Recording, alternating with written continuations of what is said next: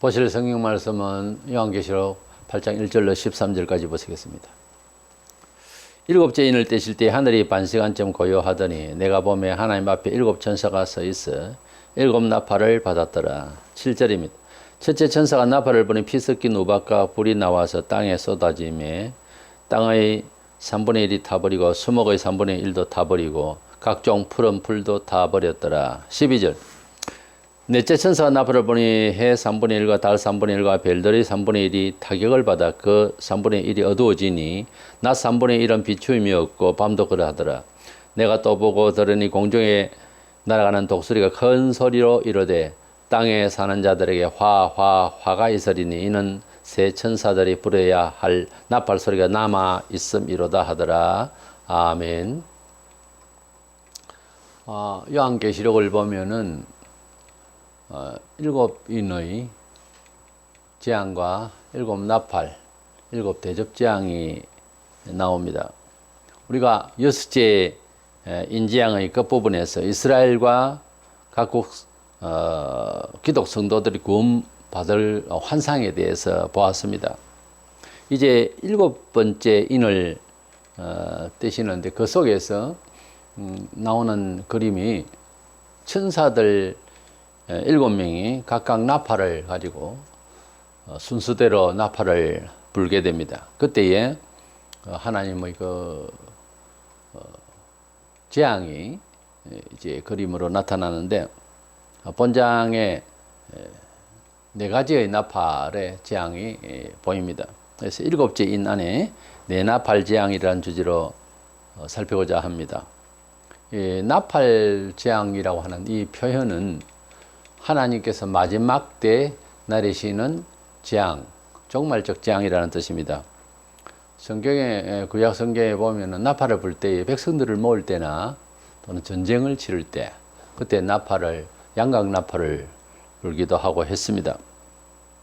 그런데 이 성경 신약에서 나팔 분다 하는 표현은 두 가지인데 하늘로부터 직접 들리는 나팔 소리, 그 나팔 소리도 조금 다른 나팔, 우리 악기마다 소리도 좀 있습니다만은 하늘로부터의 나팔 소리고 또 영적인 의미로 하나님께서 마지막 경고의 메시지다 하는 뜻도 있습니다. 어쨌든 마지막 나팔이라는 이 표현은 신약에서 특별히 말세에 있을 나팔을 말합니다. 말세에 있을 메시지를 말합니다. 그래서 마지막 때에 하늘로부터 나팔 소리와 함께 천사들과 함께 주님이 강림하실 때에는 그것은 메시지라기보다는 소리 자체입니다. 그게 이제 마지막 때의 나팔 소리 그렇게 표현되겠고요. 그리고 메시지 입장에서도 마지막 나팔이라고 하는 표현도 있는데 바울이 고린도전서 15장 51절에 보라 내가 너희에게 비밀을 말하느니 우리가 다 잠잘 것이 아니요 마지막 나팔의 순식간에 홀리니 다 변화되리라. 그래서 변화된다는 말은 부활한다는 말이에요. 잠자는다는 말은 죽는다는 말이에요. 그래서 우리가 다 죽어서 그냥 있을 것이 아니고 마지막 나팔을 불 때에 우리가 다 변화하게 될 것이다. 그 말은 마지막 나팔을 분다는 말 자체가 주님이 오시기 전에 마지막 나팔, 천사가 마지막 나팔 부는 그 재앙이 여기에 본장에 나오니까 이 마지막 나팔 때의 재앙이 7가지의 나팔 재앙이 있는데 이 나팔 재앙이 끝나면 주님이 재림하시고 우리가 부활하게 될 것이다. 그런 뜻이에요. 그러니까 마지막 나팔 부는 이 나팔 재앙이 있기 전에 주님이 공중에 재림했다든지 휴거를 온 자처럼 요한계시록에 이미 예수 잘 믿는 사람은 공중으로 올라갔다든지 예수님이 공중에 재림했다가 한 7년 있다가 또 땅에 오고 그건 말이 안 되거든요. 그런 수작은 말이 안 되는 거예요. 그래서 주님께서 재림하실 때에는 마지막 나팔 재앙이 있을 것이다 하는 그런 의미도 바울이 말한 표현에서 찾아볼 수가 있습니다. 이래서 우리 주님께서 오실 때에 천사들과 함께 오시면서 아마 천사들이 분다 이래 볼 수도 있는데 나팔 소리가 있을 것입니다. 모세가 십계명을 받으러 시내산에 올라갈 때도 그 소리가 났다고 하는 것을 볼 수 있습니다.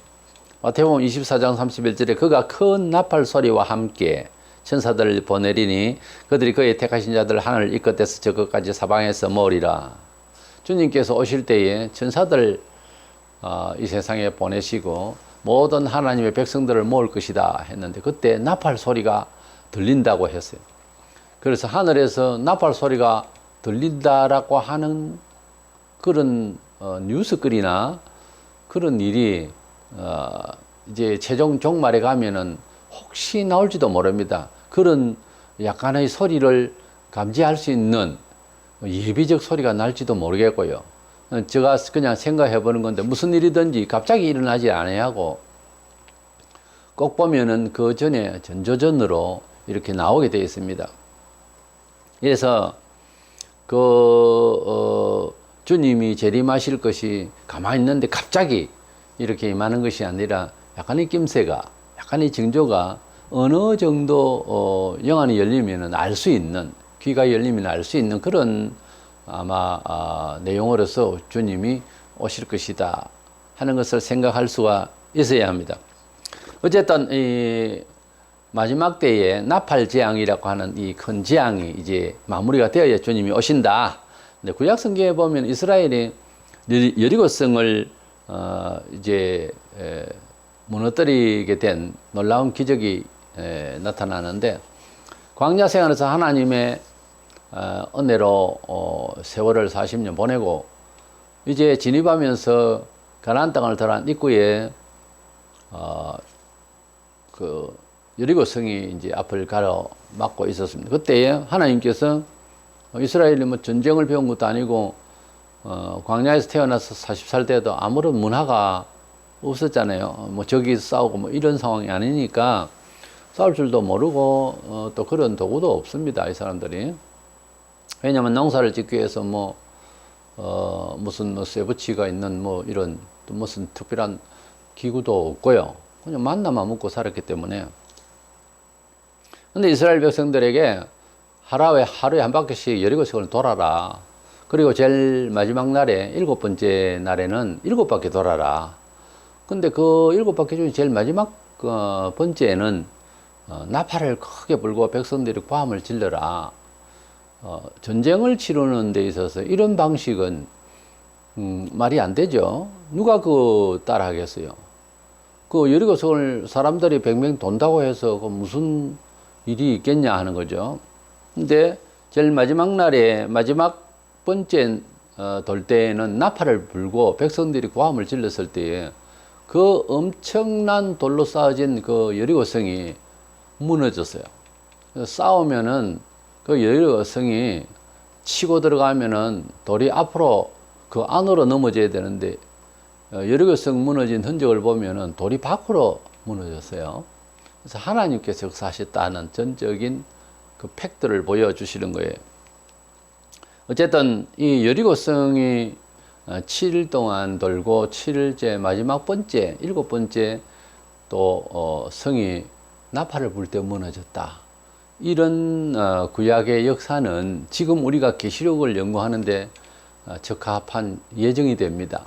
계시록에 보면 일곱 나팔, 7대접장이라는 게 나오는데 그 나팔장 7개 중에서 제일 마지막 나팔 불 때에 예수님이 바로 오시거든요. 세상이 무너진다 이거예요. 여리고성 같은 세상이 무너지는 거예요. 어쨌든 그렇게 참고를 하면서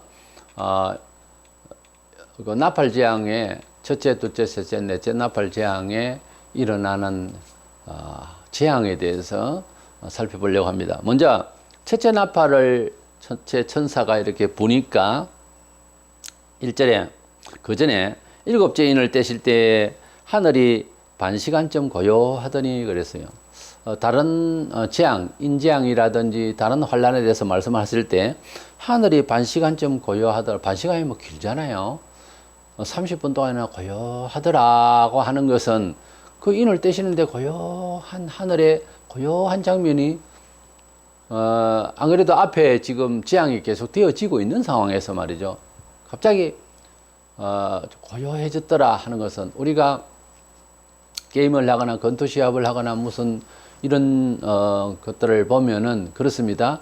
총을 쏘고 한참 그러다가 조금 정비하는지 뭐 하는지 좀 고요할 때 그때 오히려 편안한 것이 아니고 또 무슨 큰 힘으로 나타날까 이런 긴장이 도는 거예요.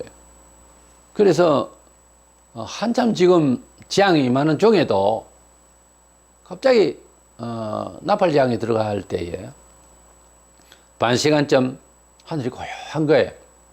이게 아주 폭풍 전야처럼 고요한 이것이 오히려 더 두려운 거죠. 이것은 대단한 위력으로 큰 재앙이 임할 것을 약간 암시하는 그런 분위기가 보입니다.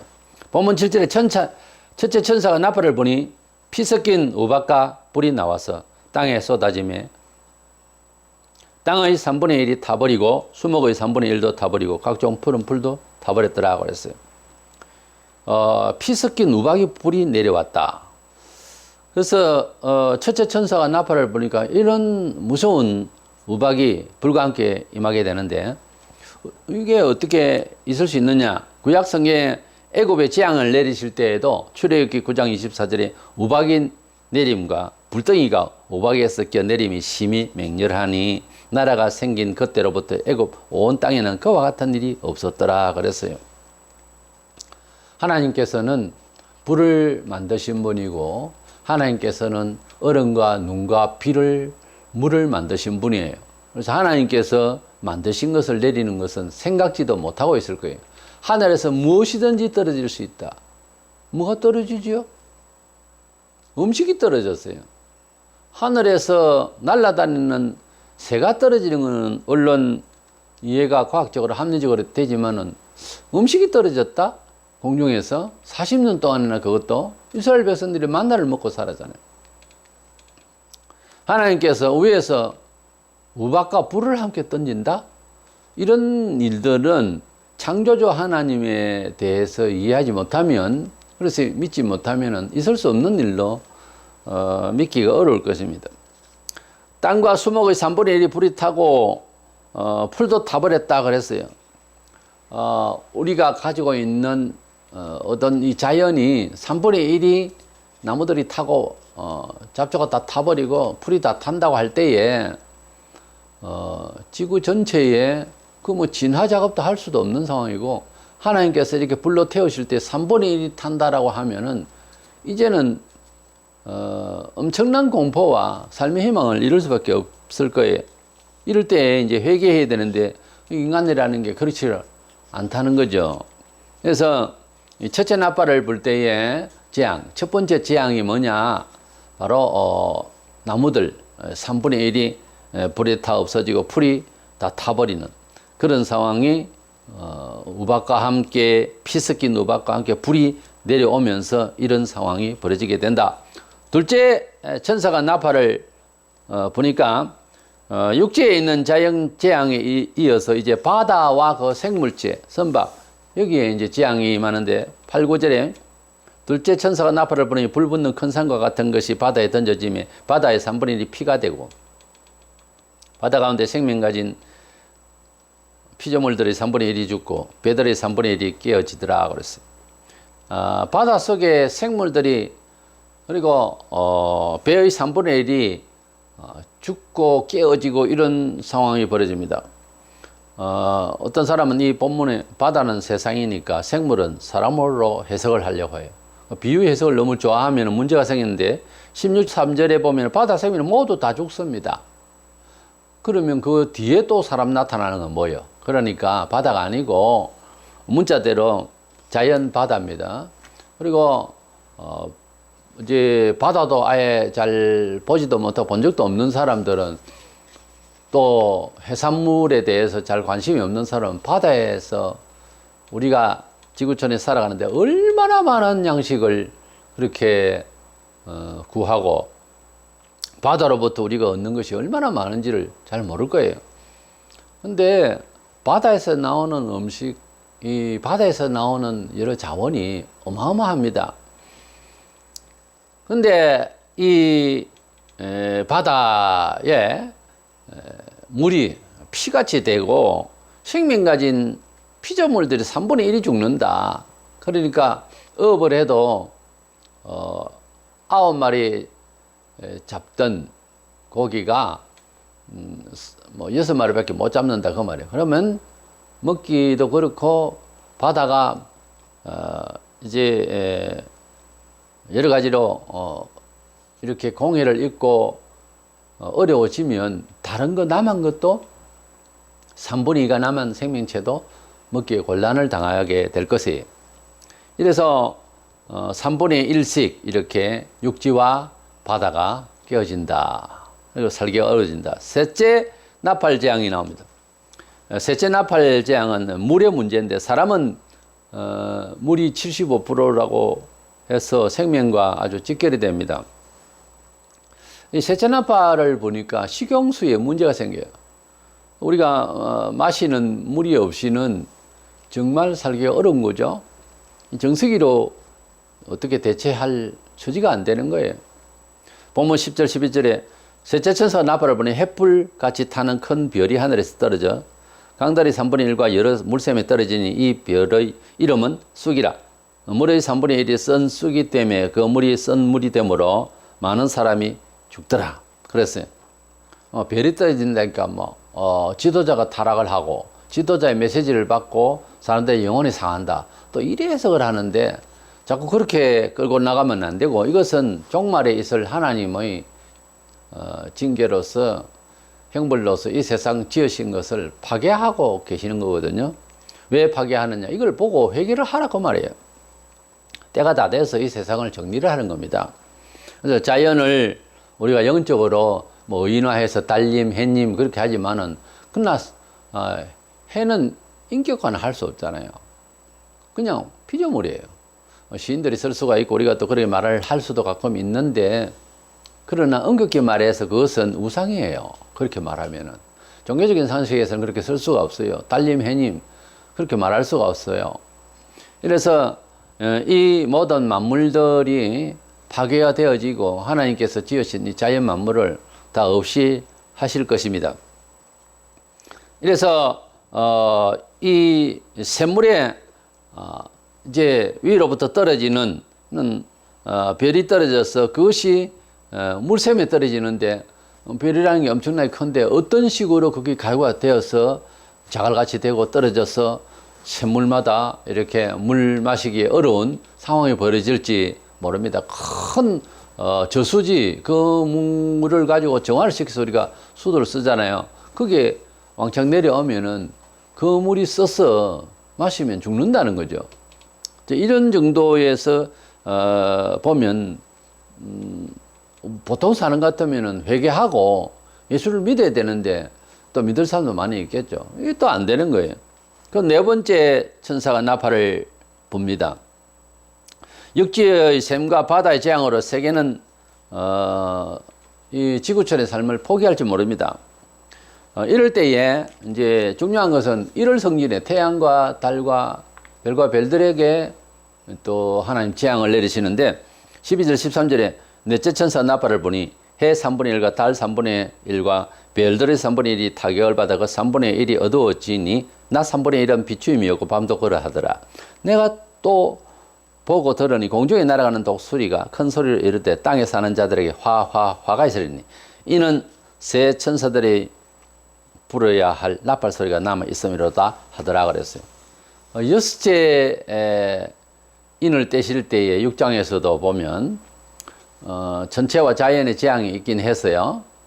그러나 나팔 재앙 때의 전체 자연의 대재앙은 크게 더 심화된 상태입니다. 태양이 어두워지는 흑암의 저주가 있는데 이것은 애굽 천지에도 그런 일이 있었죠.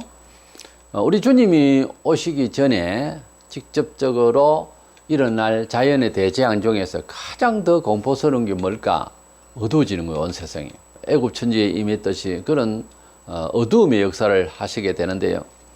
마태복음 24장 29절에 그날 환난 후에 즉시 해가 어두워지며 달이 빛을 내지 않으며 별들이 하늘에서 떨어지며 하늘의 권령들이 흔들리리라. 주님께서 그렇게 감람산 위에서 제자들에게 이런 말세에 대한 전원적인 말씀을 하실 때에도 주님 오시기 전에 해가 어두워진다고 그랬어요.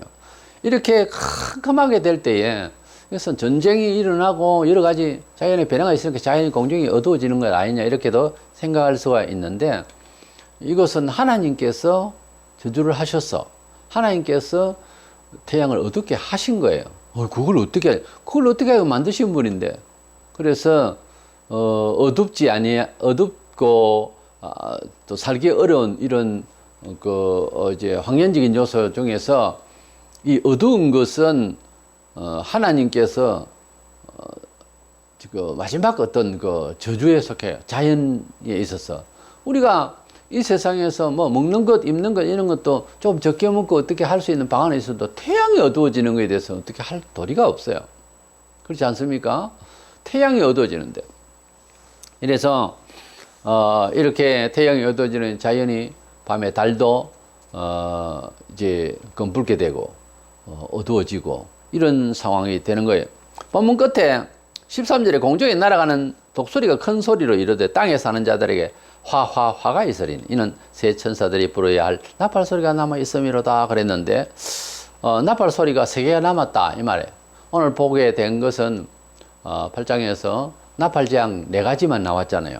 그 다음에 5, 6, 7번째 재앙이 남아 있다 그 말이에요. 그러니까 독수리가 확 날아가면서 그 말을 한다는 것은 신속하게 일어날 것이다. 이어서 바로 나타난다 그 말이에요. 그러니까 하나, 둘, 셋, 4개가 끝나고 이것만 해도 두려운데 화가 있으리라. 이 화가 있다는 말은 상녀를 메고 갈 때에 에호에호 하면서 메고 가는 그 소리예요. 완전한 낭망의 소리예요. 화가 있으리라. 화라는 글자가 그래요. 이래서 5, 6, 7번째 재앙은 더 무서운 재앙이다는 그런 의미가 있는 거예요. 화가 있다. 그래서 남은 재앙을 곧 이제 만나게 될 것이다 하는 거예요. 우리는 이러한 나팔 재앙의 내용이 영적으로 뭐 해석할 것도 없고 자연에 그대로 임할 그런 하나님의 심판의 일이다.